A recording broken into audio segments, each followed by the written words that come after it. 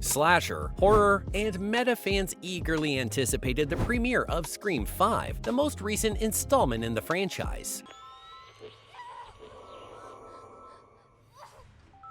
Richie! Are you at the hospital? Hello, Samantha. No. Richie can't come to the phone right now. In January, following the anniversary of Scream, 1996, it takes place 10 years to the day after we parted ways with our dynamic trio after they stopped yet another Ghostface killer. Sidney Prescott, Dewey Riley, and Gale Weathers will inevitably have to deal with yet another iteration of Ghostface because, of course, Sidney Prescott's luck never changes. This gives us a perfect opportunity to look back at the long-running franchise and what makes Scream so entertaining and endearing. The numerous but typically entertaining Ghostface kills have a lot to recommend them. Therefore, we're ranking every murder that Ghostface committed throughout the series. In keeping with the theme of sequels and celebration, I thought ranking the best and most memorable kills from the series would be a great way to honor one of the franchise's creators, celebrating the buzz surrounding a new Scream sequel, and honor the legacy of the franchise. I'm Billy Loomis's daughter. That's a terrible reason for me to talk to you. My name is Samantha Carpenter. I was attacked last night at the hospital.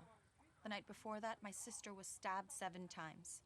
We'll begin the top 5 with Scream 4 and Rebecca Walters, the film's second best kill, Alison Brie. In order to promote her new book, Sidney goes back to her hometown with Rebecca, her publicist. But this time, Ghostface uses 2 high school students. Similarly, when Rebecca is leaving an event, she is so frustrated that she does not stop to realize all the creepy settings around her. She's in danger as evidenced by the elevator's flashing lights, the deserted parking lot, and especially the ominous phone caller.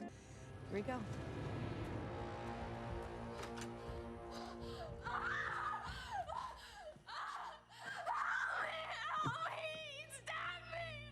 Who do you think?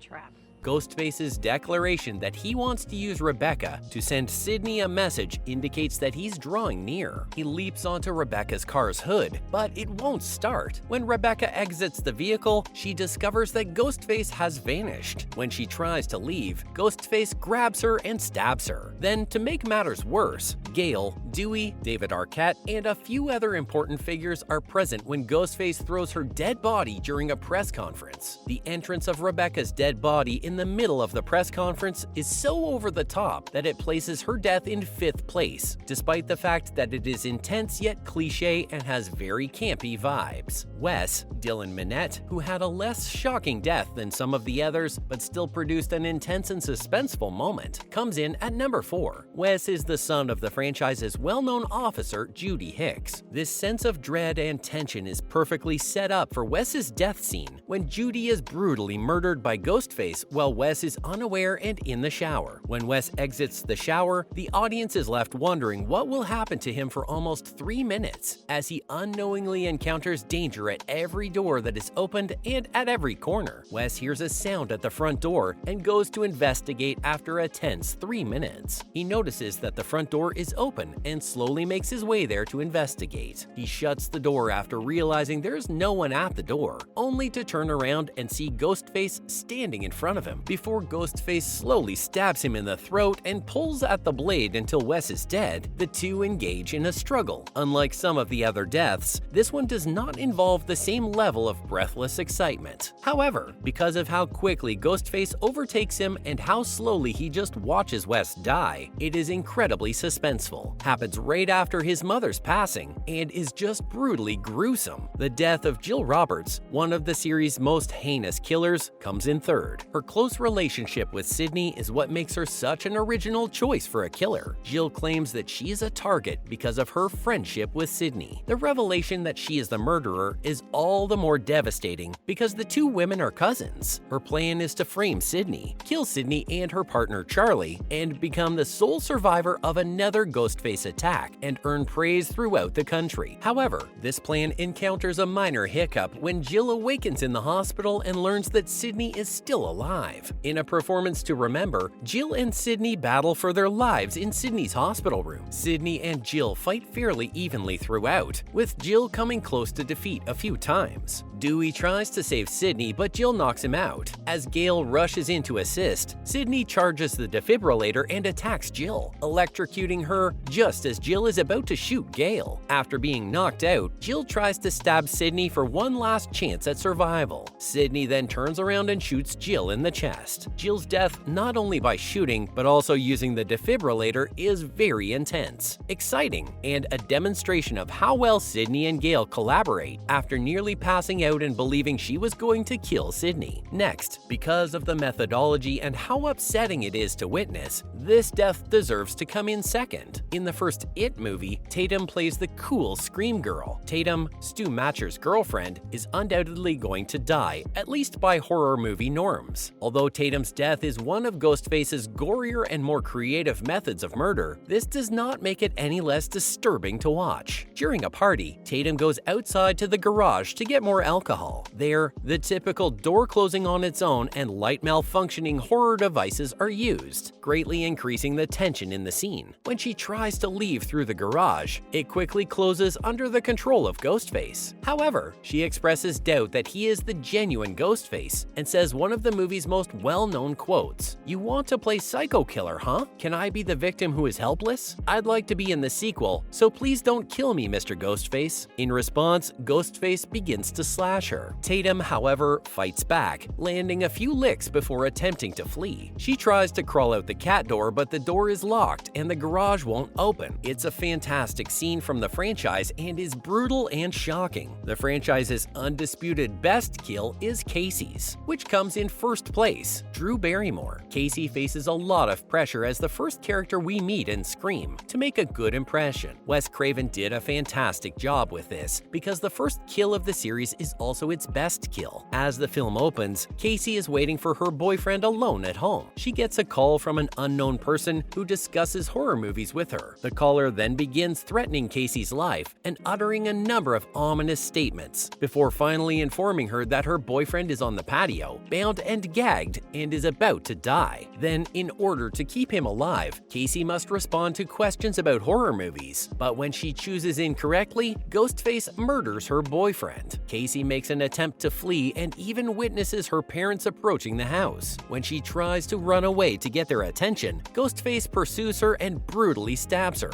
Even worse, Ghostface breaks her windpipe so she can't scream for assistance at her parents, and he drags her lifeless body out to a tree in their yard. When the parents finally notice that something has happened in the house, they discover Casey dead and hanging from a tree outside, strung up. The entire Scream franchise, as well as the slasher subgenre in general, is set in motion by this scene. The portrayal, acting, and music perfectly capture what viewers can anticipate from every Scream movie. Unfortunately, that's all the time we had for today. Till next time, cheers!